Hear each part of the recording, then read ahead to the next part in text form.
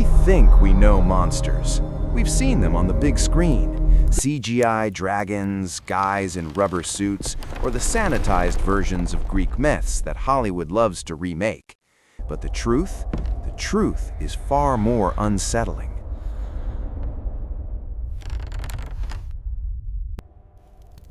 Deep within the There are ancient corners of texts, the night buried that under the never dust truly of sleep. forgotten civilizations, lie creatures that weren't just meant to scare children.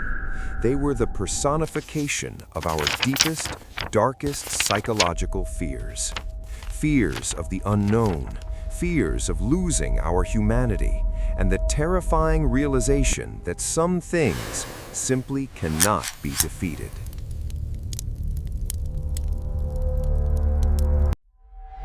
Today, we step away from the cinematic cliches.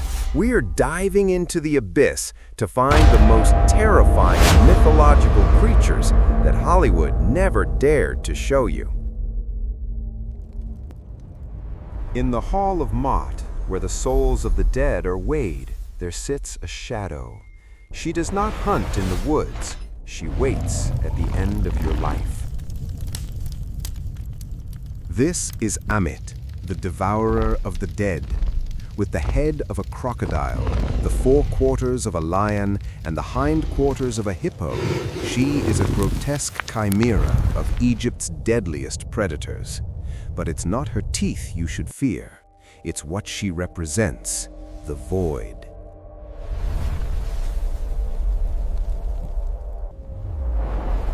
In Egyptian psychology, the greatest fear wasn't death, it was non-existence. If your heart was heavier than the feather of truth, Ammit didn't just kill you, she consumed your soul. No afterlife, no rebirth, just an eternal, silent nothingness.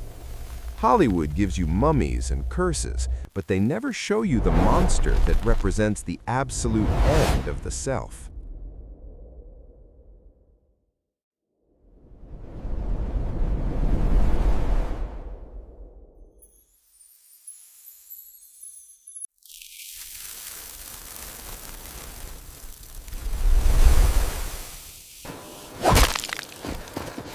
Deep in the frozen forests of North America, the Algonquin people spoke of a horror born from the coldest winters, the Wendigo. Hollywood often portrays it as a majestic deer-headed beast, but in original folklore, the Wendigo is much more human and much more terrifying. It is a creature of emaciated skin, pulled tight over bone, smelling of decay. It is the personification of gluttony and the total loss of the soul. The Wendigo is born when a human, driven by madness and starvation, resorts to cannibalism. But here is the psychological twist. The more the Wendigo eats, the larger it grows and the hungrier it becomes. It is a metaphor for the insatiable greed that lives within us all.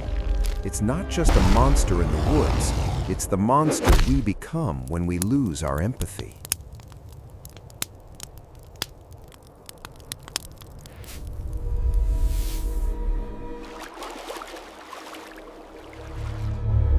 Imagine walking by a Scottish loch and seeing a magnificent white horse, its coat shimmering in the mist. It looks like a dream, but in the Highlands, this is the ultimate nightmare, the Kelpie.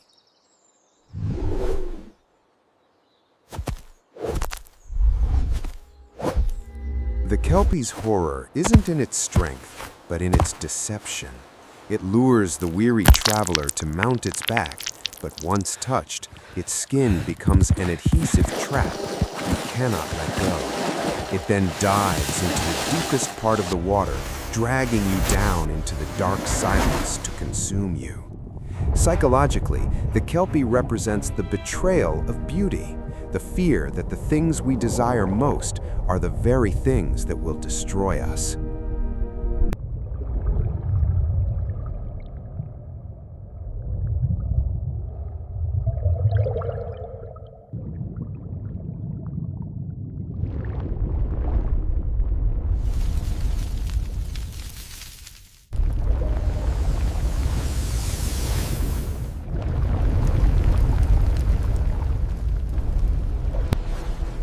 Finally, we meet Typhon.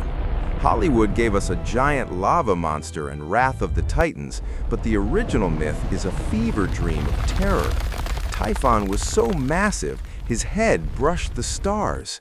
100 snakeheads sprouted from his shoulders, each screaming with the voices of wild animals.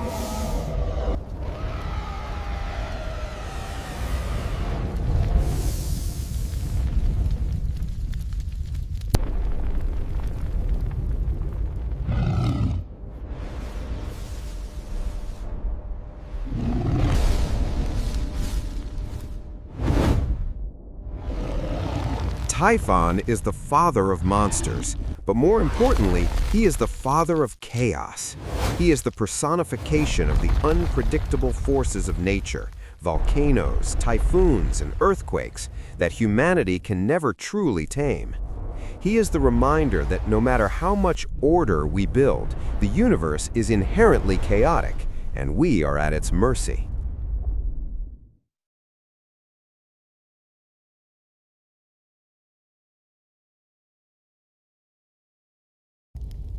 The monsters of our ancestors were mirrors. They reflected the parts of ourselves we were too afraid to look at. They reminded us of our mortality, our greed, and our fragility in a vast, uncaring world.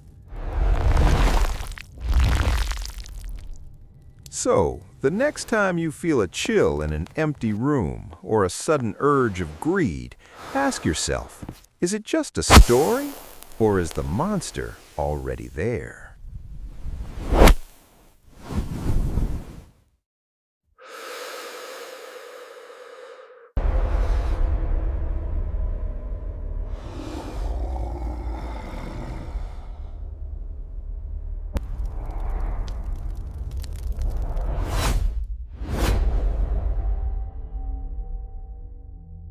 If you enjoyed this descent into darkness, subscribe for more deep dives into the shadows of history. Until next time, stay in the light.